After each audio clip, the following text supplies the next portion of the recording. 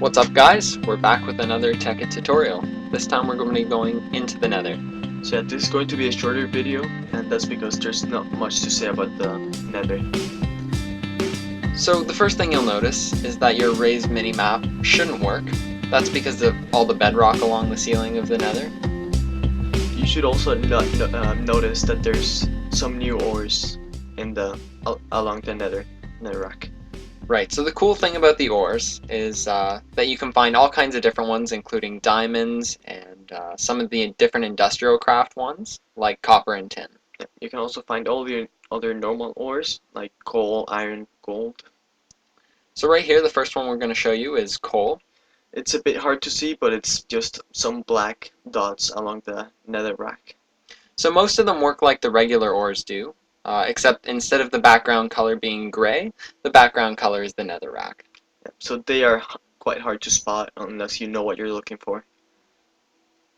Right, so the second one here is the industrial craft copper. And it looks just like copper embedded into netherrack.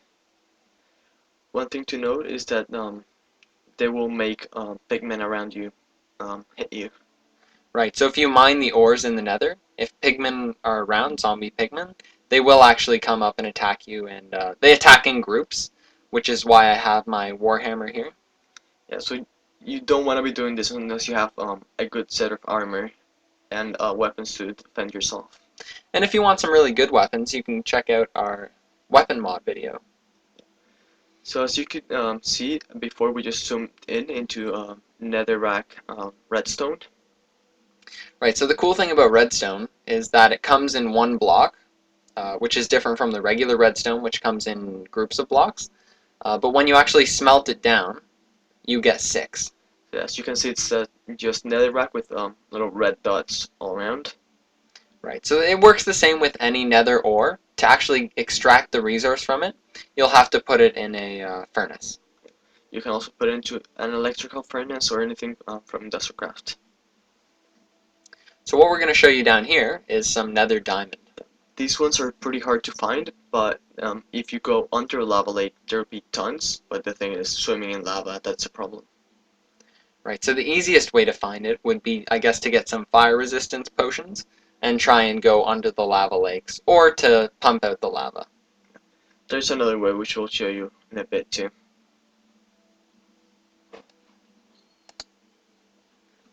Right, so that there was nether iron.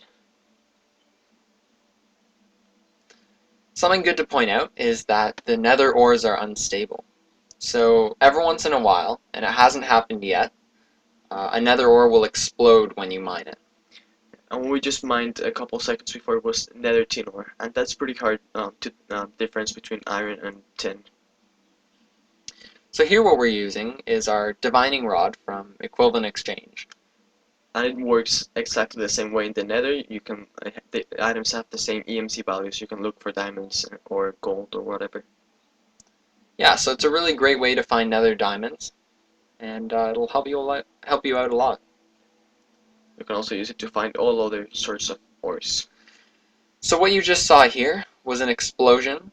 The reason that happened is because I was mining the ores, and like I said before, every once in a while, it'll just be unstable and it'll just blow up. So yeah, make sure you're not mining right above a lava lake because it will blow up and you could fall into the lava.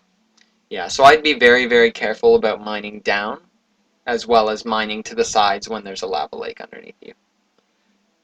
And that right there is nether gold. Nether gold is the last nether ore we're going to show you here.